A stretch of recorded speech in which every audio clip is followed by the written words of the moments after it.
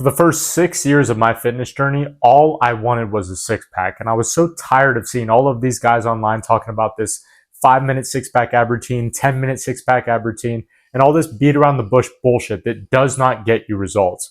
Which is why today I want to run you through the 3 steps that I use to personally not only get my six pack, but keep it for the last 2 years straight, and how you can do the same. And here we go. So the first step is one that everyone already knows, so I'm not going to spend too much time on it, but it is being in a caloric deficit. You need to be burning more calories than you are putting into your body. And there are 2 simple ways that you can do this to get rid of the fat that is currently hiding your six pack. The first is to just eat less food by finding out what your maintenance calories are, which you can do by looking up a maintenance calorie calculator on Google, put in your information, and it'll give you a rough estimate of how many calories you need to eat to stay at the same weight that you're currently at. And then all you have to do once you have that number is to just eat less than that number. Well, duh. And the second way is through cardio. Ew, dude! What the fuck? But the way that I see cardio is as a bonus to my caloric deficit. Because let's say I'm already at a 300 calorie deficit.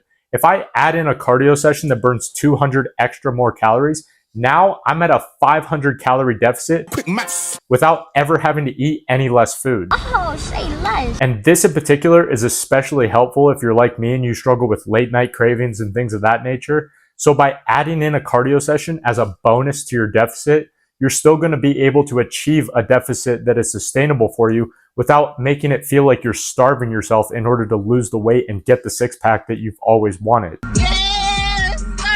Now, the second step is your training, and I see so many people get this wrong when it comes to training their abs because they don't understand that lying on the ground and doing hundreds of little bicycle crunches and side-to-side heel taps is not going to get you abs. FBI, open up! The way to get abs is to train them just like any other muscle group that you want to grow. There's only 2 ab exercises that I use personally. The first one gives me overall ab development, and the second one is specifically for the lower abs, which is the one that everyone struggles with the most. The first one is weighted crunches. You can do them either lying on the ground, or if you have access to a cable machine, that's even better.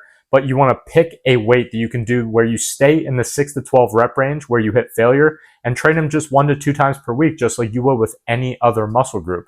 Because that's all abs are. They're just another muscle group. Duh. And the second exercise is hanging leg raises, which specifically target the lower abs. All you got to do is just hang from a bar like the one that's above me that you can't even see on frame.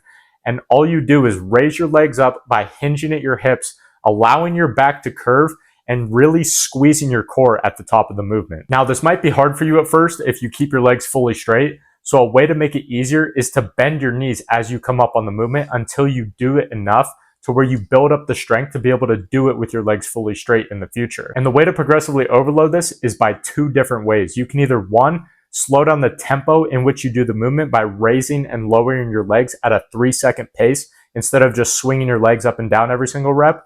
Or 2, you can add a dumbbell in between your feet and do the exercise with weight, and then progressively overload it from there by increasing the amount of weight that you use week by week. Now, the third and final step is one that I've never heard anyone talk about before. Stop the cap. But now that you're on a deficit and you're starting to train your abs properly, maybe you can start to see them a little bit more, but you just feel like there's something missing. They don't look like the guys that you see online or in the movies where they have that 3D ab look.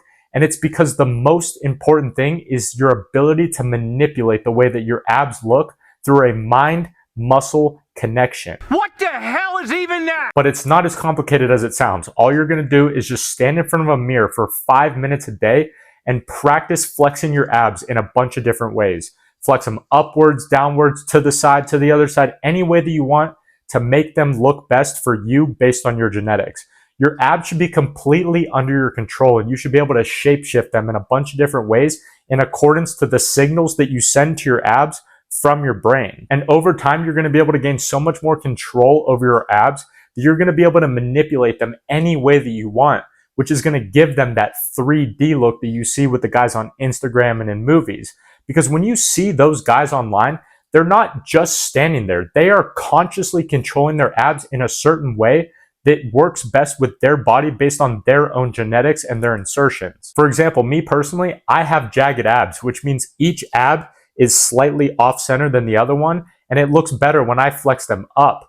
Other people, they might have perfectly aligned abs where it looks like a pack of fucking Hawaiian dinner rolls, and it might look better for them when they flex down. But you need to figure out what works best for you based on your genetics and where your ab insertions are. And then practice in front of the mirror for at least 5 minutes every single day, flexing them in every single direction that you can to figure out which way makes your abs look the best. So to give you a quick recap of all 3 steps, the first one is a caloric deficit, which can be achieved by either cardio or a diet.